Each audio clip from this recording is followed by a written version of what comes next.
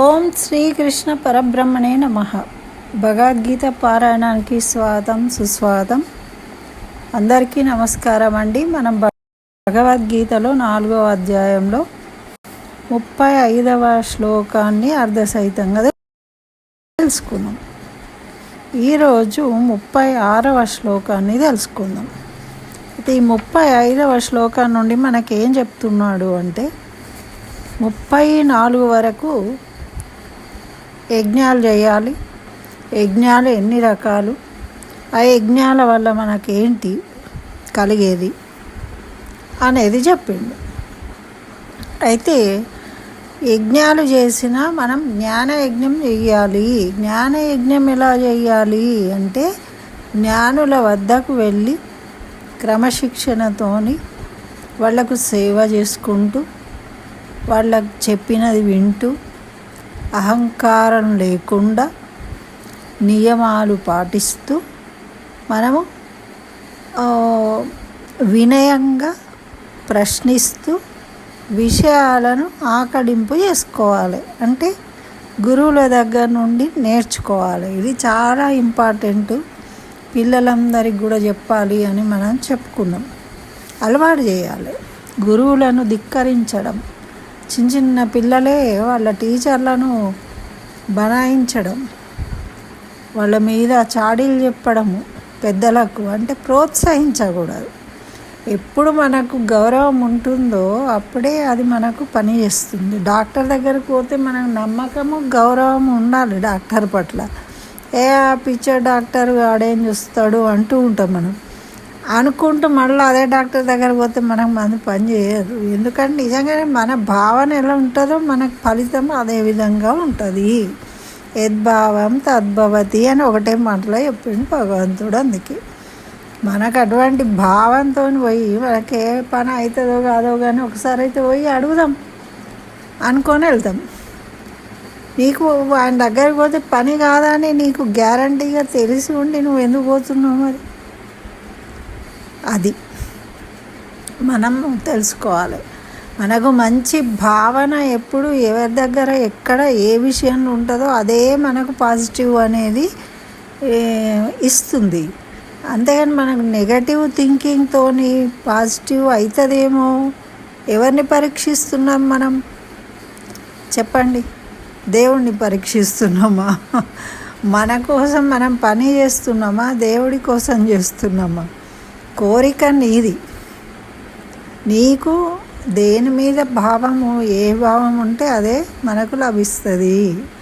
ఎదుటి వాళ్ళ మీద మనకు ద్వేషం ఉండి వాళ్ళని మనం తిట్టుకుంటూ ఉంటే వాళ్ళని చూస్తుంటే మనం తిట్టినట్టే అనిపిస్తుంటుంది మనకు, వాళ్ళు తిట్టకపోయినా కూడా. కానీ అది యూనివర్స్లో ఇప్పుడు ఎక్కడో ఎవరో మాట్లాడితే గాలిలో వచ్చి మనకు వినబడుతున్నాయి. సెల్ ఫోన్లో ఏం కనెక్షన్ లేదు, ఎట్లా తెలుస్తుందండి? అట్లనే మన మైండే సెల్ ఫోను. మనం ఇక్కడున్నా మనం ఎవరి గురించి మాట్లాడతామో ఆ థాట్ అంతా వాళ్ళకి చేరుకుంటుంది. నీకు ఎటువంటి భావం ఉంటుందో వాళ్ళకు కూడా అటువంటి భావమే కలుగుతుంది వాళ్ళకు. మనం ఎన్నోసార్లు దీనికి మనకు ప్రాక్టికల్గా కూడా కనిపిస్తూనే ఉంటుంది. ఒక్కొక్కసారి మంచి భావనతో కూడా ఉంటాం కదా మనం మంచిగా మైండ్ సెట్ అయిన వాళ్ళు ఉంటారు అనుకోండి, వాళ్ళ గురించి మంచిగా ఆలోచిస్తూ ఉంటాం. సేమ్ అదే వాళ్ళు కూడా ఫోన్ చేసి చెప్తారు, అరే నేను ఇప్పుడే అనుకుంటున్నానే ఇదే విషయము, నువ్వు ఫోన్ చేసినావు అని అంటావు. ఎట్లయిందండి మరి? అది మంచి విషయం అయితేనేమో ఒప్పుకుంటాం, అవును మా ఇద్దరికి ఒకటే ఆలోచన ఉంది కాబట్టి కలిసింది అని.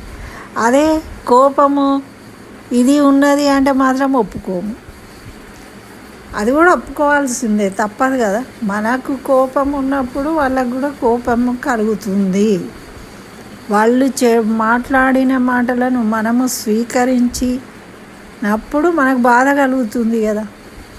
మనం విననట్టు ఇప్పుడు ఒక్కొక్కసారి అమ్మ చెప్తూ ఉంటుంది కొన్ని మాటలు, ఎవరన్నా తిడుతూ ఉంటే దులిపేసుకొని వెళ్ళిపోతాం, వాళ్ళ గురించి ఆలోచించాం. అప్పుడు మా బాధ ఎందుకు ఉంటుందండి? వాడికి ఎన్ని తిట్టినా సరే బాధనే లేదే, వాడు పట్టించుకోడు అంటాం. అంటే ఆయన బాధ ఎఫెక్ట్ తీసుకుంటలేడు వాటిని. అట్లనే మనము కొన్ని విషయాలలో కఠినంగా అలా ఉండవలసిన అవసరం ఉంది. ప్రతీది మనం ఎదుటోడు మాట్లాడిన ప్రతిదాన్ని మనం తీసుకున్నాం అనుకోండి, మనం వాళ్ళ మాటలు విని ఆలోచించుడికే జీవితం అయిపోతుంది. మనం మన గురించి ఆలోచన ఎప్పుడు చేసుకుంటాం, మనం ఎప్పుడు తరిస్తాం. గుడికి వెళ్తే వీళ్ళేమనుకున్నారు, వాళ్ళేమనుకున్నారు, వాడు నన్ను చూసిండు, వీడేమో అన్నాడు, గుడికి వచ్చినావా అన్నాడు. వీటి మీద మన ధ్యాస ఉంటే మన గుడికి ఎలా వెళ్ళగలుగుతాం? ఇంకా రెండోసారి మనకు వెళ్ళబుద్ధి కాదు. అట్లనే ఏ పనైనా కూడా మన చుట్టూ ఉన్న వాళ్ళను మనం అబ్జర్వ్ చేసుకుంటూ వాళ్ళ భావాల గురించి మనం ఆలోచిస్తూ మనం ఏమనుకుంటాం, వాళ్ళు మన గురించి ఆలోచిస్తున్నారు అనుకుంటాం. కాదు, ఏదైనా మన దగ్గర నుండే ఉంటుంది. మనం హ్యాపీగా అదే వాళ్ళని చూసి నవ్వుకుంటూ మాట్లాడినాం అనుకోండి, అని చెయ్యి ఊపడము, బాగున్నారా అనడము, నమస్కారం అనడము అనుకుంటే వెళ్ళిపోవచ్చు. నువ్వు నెగటివ్ ఆలోచించాల్సిన అవసరం లేదు. కానీ నెగటివ్ ఆలోచిస్తాం కొంతమంది గురించి. అది ఎవరి తప్పు కాదు, అది భావన అంతే. మన భావన ఎలా ఉంటే మళ్ళీ వాళ్ళను మనం అలా అనుకుంటున్నాం కాబట్టి వాళ్ళు కూడా మనను అలాగే అనుకుంటారు అనే భావన కూడా మనకే ఉంటుంది. అక్కడ ఏమీ ఉండదండి. ఏదో ఒక రోజు మీరు మంచిగా పోయి మాట్లాడినారు అనుకో, వాళ్ళు కూడా మంచిగా మాట్లాడతారు. వేరే వాళ్ళతో చూసి, అరే నేను గిట్లాటోడు అనుకున్నా ఇన్ని రోజులు, ఈయన ఇంత మంచిగా అంటే మీ భావన చేంజ్ అయింది, ఆయన భావన ఆయన గురించి, కాబట్టి ఆయన కూడా చేంజ్ అయిపోయాడు. చూసినరా ఎంత కరెక్ట్గా ఉంటుంది. భగవానుడు చెప్పిన ప్రతి ఒక్క అక్షరం కూడా తప్పు కాదు, అన్నీ కరెక్టే ఉంటాయి. ఎన్ని అక్షరాలు ఉన్నాయో అన్నీ. కాబట్టి ప్రతిదాని గురించి మనము ఆలోచించవలసిందే, తీసిపడేయడానికి లేదు. మరి అదేవిధంగా మనకు 35వ శ్లోకంలో ఏమన్నాడు, జ్ఞానాన్ని పొందాలి అంటే ఈ విధంగా పొందాలి జ్ఞానుల దగ్గరికి అని 34లో చెప్పిండు. 35లో ఏం చెప్పిండు, జ్ఞానం కలిగితే ఏం జరుగుతుంది అంటే నీకు మోహం అనేది పోతుంది. ఇది ఇష్టము, ఇది ఇష్టం లేదు, ఇది కష్టము, ఇది నచ్చింది, ఇది నచ్చలేదు, ఇట్లాంటి భావాలు అనేవి ఉండవు. ఆ మోహం అనేది పోతుంది. అట్లా ఇది తినాలి, అది తినొద్దు, ఇదే కావాలి, అది అసలే వద్దు. దేని పట్ల కూడా మనకు తీవ్రమైన వ్యతిరేక భావం ఉండక్కర్లేదు, అదే కావాలి అనే ఇష్టము ఉండక్కర్లేదు కదా. జీవితంలో ఎన్నో వస్తుంటాయి, పోతుంటాయి. అసలు మనం పుట్టుక మనం ఎక్కడ పుట్టాలి ఏంటి అనేది తెలుసుకొని ఇష్టంతో పుట్టామా? మనం పోయేటప్పుడు ఎప్పుడు పోతామో ఎలా పోతామో మనకు తెలుసా? అవే తెలియదు. ఈ మధ్యలో ప్రయాణము, ట్రైన్లో నాకు ఇదే సీటుకు దొరకాలి అనుకుంటాము. అది కొంచెం సేపే కదా, తర్వాత ఏముండదు. ఈ పనులు కూడా అంతే, ఇవాళ ఉంటాయి రేపు ఉండవు. మనం పెరుగుతూ ఉన్న స్థితిలో అన్నీ మారిపోతూ ఉంటాయి కదా. రోజులే మారిపోతున్నాయి.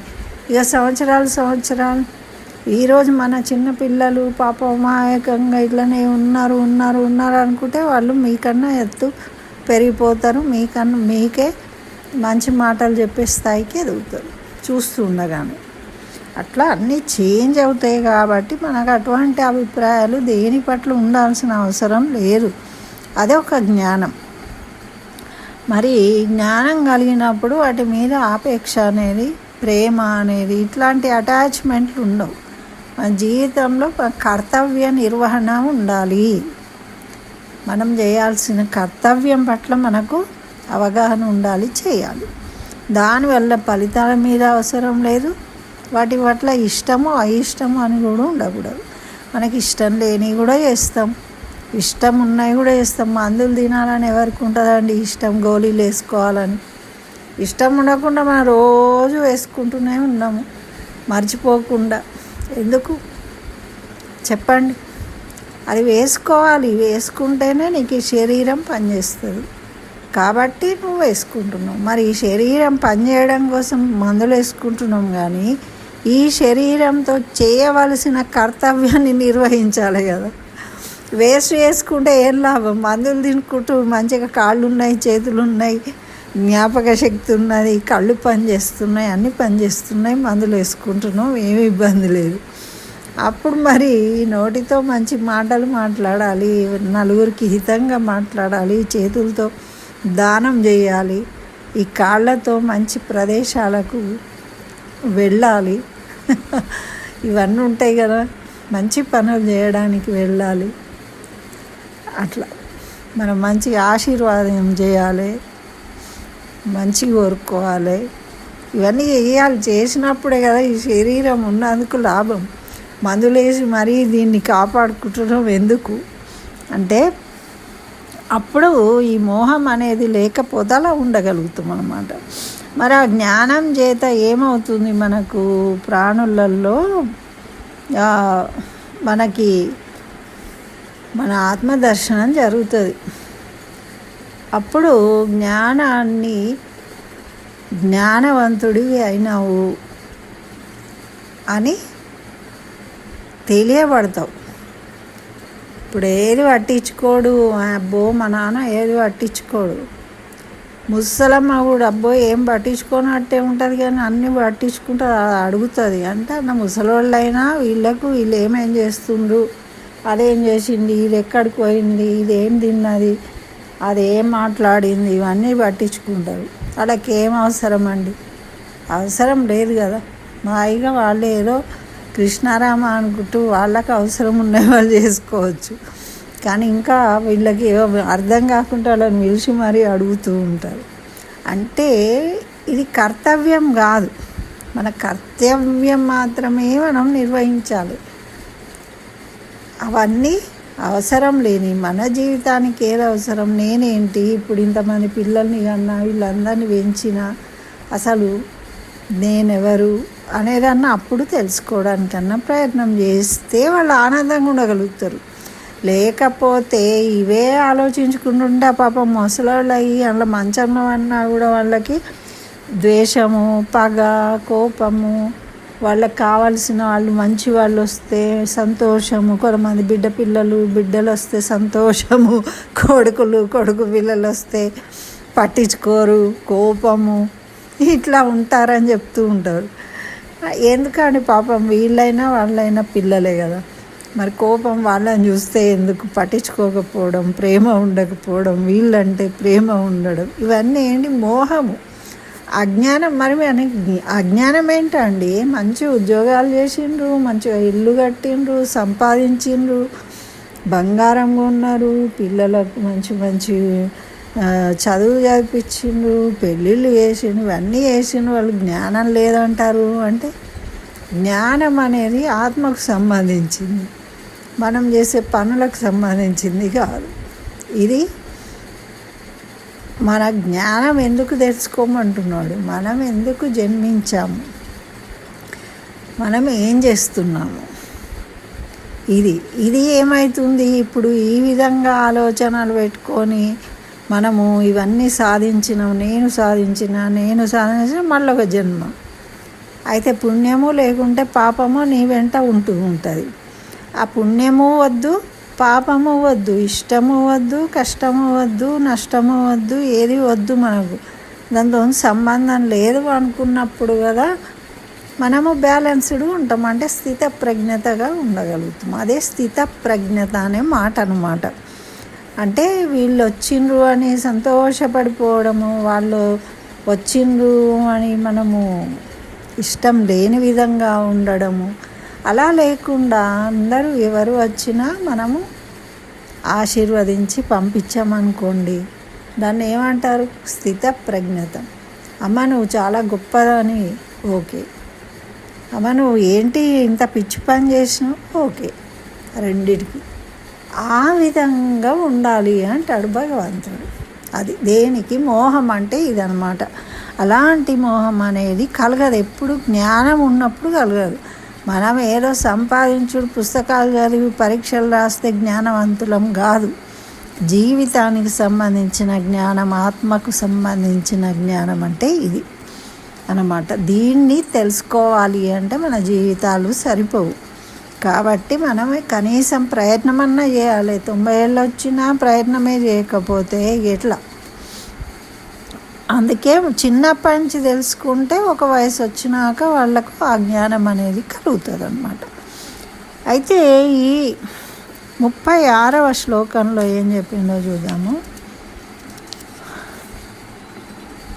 అపి చేదసి పాపేభ్యః సర్వేభ్యః పాపకృత్తమః సర్వం జ్ఞానప్లవేనైవ వృజినం సంతరిష్యసి అంటున్నారు. సర్వేభ్య పాపేభ్య,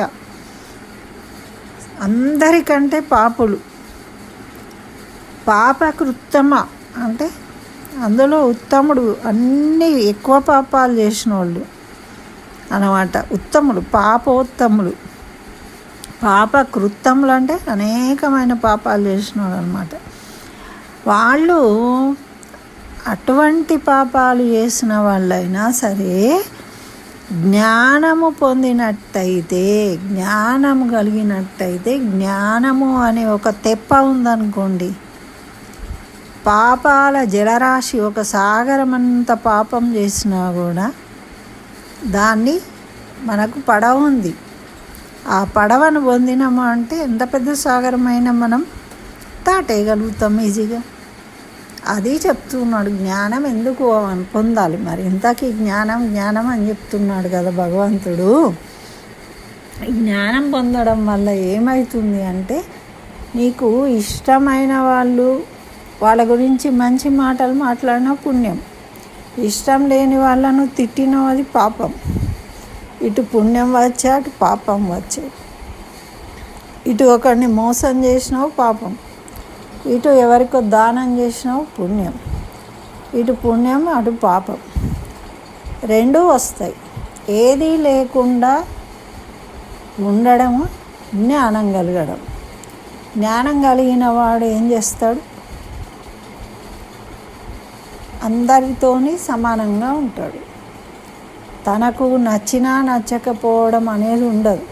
మంచి చెడ్డ అనేది ఉండదు. వీళ్ళు వాళ్ళు అనేది ఉండదు. కొంతమంది వీళ్ళతో మాట్లాడతారు. దానం చేస్తే కూడా వాళ్ళు సెలెక్ట్ చేసుకొని దానం చేస్తారు. ఎవరో ఎదురుగా వచ్చిన వాళ్ళకి ఇవ్వచ్చు కదా, వాళ్ళకి ఇవ్వబుద్ధి కాదు. దానం ఇవ్వడానికి కూడా అయ్యగారు వాళ్ళకు ఇష్టమైన అయ్యగారికి ఇస్తారు. ఇప్పుడు 10 మంది అయ్యగారులు ఉన్నారనుకోండి, దానం పట్టుకోవడానికి ఎవరైనా మన ముందుకు వస్తే మనకు తెలిసిన అయ్యగారు ఎక్కడ ఉంటాడు, ఆగండి సార్ మీకు కాదు ఇచ్చేది అని చెప్పి మనము అక్కడికి వేసుకుంటాం. అంటే దానము ఇవ్వాలి అనేది నీ ఉద్దేశం అయి ఉండాలి, కానీ ఇచ్చే వ్యక్తిని కూడా నువ్వు సెలెక్ట్ చేసుకుంటున్నావు. మంచోడు చెడ్డోడు, ఈయనకి ఇస్తే మనకు లాభం, రేపు ఏమైనా పని ఉంటే చేస్తాడు, ఇంటికి వచ్చి పూజ చేస్తాడు, ఇవన్నీ నీ మైండ్లో ఉన్నాయి. అంటే నువ్వు దానం చేసినా కూడా దాని గురించి నీ లాభాపేక్షతో చేస్తున్నావు. అప్పుడు ఆ దానం ఎట్లయితుందండి? అస్సలు కాదు.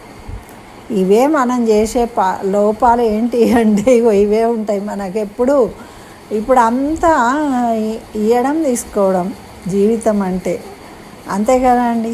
ఎక్కడైనా కానీ ఇల్లు, బయట, రాజకీయము, చదువు, ఏదైనా కూడా ఇవ్వడం తీసుకోవడం దగ్గరనే ఉన్నది. కాబట్టి నువ్వు ఈ చేతను ఇస్తావా, ఇంకో చేత తీసుకోవాలని సిద్ధంగా ఉంటావు. ఒకరోజు నువ్వు పార్టీ ఇచ్చినావు అంటే తెల్లవారు మళ్ళీ వాడు ఎప్పుడో ఒకరోజు పార్టీ ఇవ్వాలని కోరుకుంటావు. వాడు ఇవ్వలేడు అనుకో, ఆడు పార్టీ ఇస్తే మంచిగా తింటాడు పోతాడు, కానీ వాడు ఎన్నడు ఇవ్వడు, వాడికి సిగ్గు లేదు, మేము 10 సార్లు ఇచ్చినా కూడా వాడు ఒక్కసారి కూడా ఇవ్వలేదు అంటాడు. అంటే వాడి స్థితిగతి ఏముందో వాడు ఇవ్వలేని పరిస్థితులు ఉన్నాడు, మీరు ఇచ్చిండు, తిన్నాడు, నువ్వు ఎందుకు ఇచ్చినావు చెప్పండి? అంటే నువ్వు ఇచ్చినప్పుడే నువ్వు లాభాపేక్షతో ఇచ్చినావు. పార్టీ ఇస్తే 10 మంది మళ్ళీ వీళ్ళు రేపు మనకు పెడతారా, మనకు సాయం చేస్తారా? ఇప్పటి వరకు ఒక 10 రూపాయలు సాయం చేస్తే తెల్లారు మళ్ళీ వీడు మనకు చేస్తాడా? అవసరం వస్తే నేను ఎన్నిసార్లు చేసిన, ఆడు ఒక్కనాడు వేయలేదు, కనీసం ఇంటికి పోతే ఛాయ్ కూడా వేయలేదు అంటే వాడు నీకు రెస్పెక్ట్ ఇవ్వాలి. లేదు, నువ్వు సహాయం చేసినందుకు వాడు నీకు ఏదో బానిసలాగా ఉండాలి, నమస్తే సార్ అనాలి, ఏదో ఒకటి కోరుకుంటాం అన్నమాట మనం వాళ్ళ నుంచి. పలానా అమ్మ మీరు ఆ రోజు పెట్టిండ్రు ఎంత మంచిగా ఉన్నది అని అలానే ఎక్స్పెక్ట్ చేస్తాం. మన ఇంటికి ఎవరైనా వస్తే మంచి విందు భోజనం పెట్టి అంత తిన్నాక వాళ్ళు ఏం చెప్పకపోతే అయ్యా అంత తిన్నారు పోయిండు కానీ కనీసం ఒక మంచిగా ఉన్నదని సంతోషం మాట కూడా మాట్లాడలేదు వాళ్ళంటూ. నువ్వు పెట్టాలనుకున్నావు, పెట్టినావు. వాళ్ళు మాట్లాడాలి అనే వాళ్ళ మేనర్స్ వాళ్ళకు అనిపిస్తే అంటారు. అంటే నువ్వు వాళ్ళు మెచ్చుకోవాలి అనే కోరికతోని పెట్టావు అన్నప్పుడే అయిపోతుంది. దాంట్లో ఫ్రాంక్నెస్ లేదు. అంటే నిజంగా నువ్వు పెట్టాలనుకొని పెట్టలేదు అన్నట్టు, ఏదో ఆశించినవు. ప్రతి వాటి వెనక ఇట్లనే ఉంటాయి. మీరు ఆలోచించి చూడండి. మన రోజు చేసే పనులు కూడా అన్నీ ఇట్లనే ఉంటాయి. ఎవరైనా మనతో మంచి మాట్లాడినా వాళ్ళకు మంచి గిఫ్ట్ తీసుకుపోతాం, వాళ్ళు మెచ్చుకోవాలని. లేదు అంటే ఎవరైనా వాళ్ళతో మాట్లాడాలి మనకు అన్నప్పుడు వాళ్ళతో ఓహో మంచి మాట్లాడతాం. వాళ్ళతో పని ఉంటే, పని లేకుంటే ఏమంటాం, వాళ్ళు మాట్లాడలేదు అంటాం, తప్పులు తీస్తాం. ఇవన్నీ ఏంటండి? ఇవే పాపాలు పుణ్యాలు. పాపాలు పుణ్యాలు అంటే చంపుడు నరకుడు ఇవే ఉండవు. ఇవే హితంగా పరులకు హితంగా చేసేవన్నీ పుణ్యాలు, హితం కానివన్నీ పాపాలు. నువ్వు హితము అహితము ఏది పట్టించుకోకుండా ఉండడమే పాప పుణ్యాలకు అతీతంగా ఉండడము. నువ్వు అకర్తవ అవుతావు. అప్పుడు దేనికి నువ్వు బాధ్యుడివి కాదు. అది చెప్పేది, అదే జ్ఞానం. ఇక్కడ పాపము పుణ్యం అంటే పాపం భయం అనేది సహజం ఉంటుంది. కొంతమంది భయపడతారు. ఇప్పుడు పంచాంగకర్తలు ఉన్నారు. ఎస్ అనే అక్షరంతో ఉన్న స్త్రీ వల్ల ఈ రాశి వాళ్లకు ఈరోజు ఉన్నది. మీరు భయం లేకుండా ఒంటరిగా వినండి, ఈ పరిహారం చేసుకోండి. ఇవి ఇట్లా ఇస్తుంటారు మా యూట్యూబ్లలో. వీళ్ళకి ఎట్లా తెలుస్తుందండి? వాళ్ళు వచ్చి చెప్పిండ్రు వీళ్ళ చెవులలో, ఫలానా వాళ్ళు వచ్చిన మీకు చేతబడి చేసిండ్రు, ఆ దేవుడు ఎవరో మీ ఇంట్లో తిరుగుతుండ్రు, మీ నిద్ర